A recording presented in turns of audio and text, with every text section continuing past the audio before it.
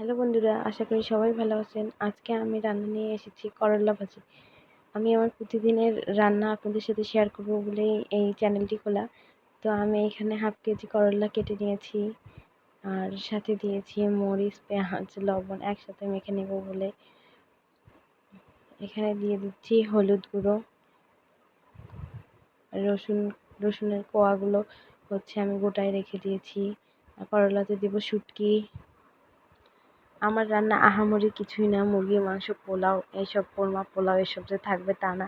আমি প্রতিদিনের রান্না আপনাদের সাথে শেয়ার করব, এটাই আমার ইচ্ছা বা আনন্দ বলতে পারেন। তো আমি এখানে রসুনের কোয়াগুলো ভেজে নিব। আমার চ্যানেলের ভিডিওগুলো যদি আপনাদের ভালো লাগে, কোনো কাজে আসে, তো প্লিজ সাবস্ক্রাইব করবেন, লাইক দিবেন, কমেন্ট করবেন। আমার এই রান্না করতে অনেক ভালো লাগে, তাই আপনাদের সাথেও শেয়ার করি। আমি শুটকিগুলো আগে ধুয়ে নিয়েছিলাম, ভিজায় রেখেছিলাম। তো কোয়াগুলোর সাথে তেলের সাথে দিয়ে আমি ভেজে নিচ্ছি, যাতে শুটকির গন্ধ, রসুনের গন্ধ যেন ভাজির সাথে লেগে থাকে।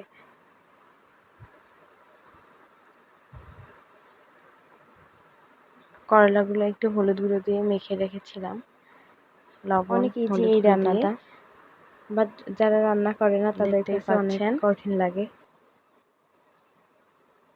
অনেকে হয়তো বলবে যে এটা কি রান্না, আহামরি তো কিছুই না, কিন্তু আমার কাছে আপনাদের সাথে আমি শেয়ার করলাম।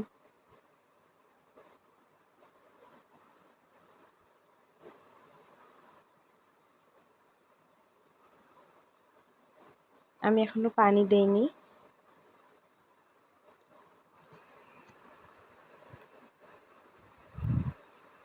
কারণ আমি চেষ্টা করি যে সবজি পানি ছাড়াই রান্না করতে, যাতে সবজির যে পানিটা বাহির হয় ওটা দিয়ে যেন সিদ্ধ হয়ে যায়। আমি ধীরে ধীরে রান্না করি।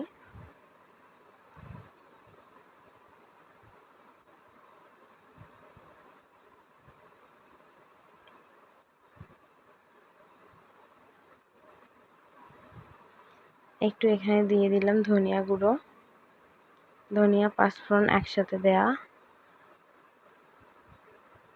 একসাথে মেশায় এটা মশলা তৈরি করে নিয়েছি।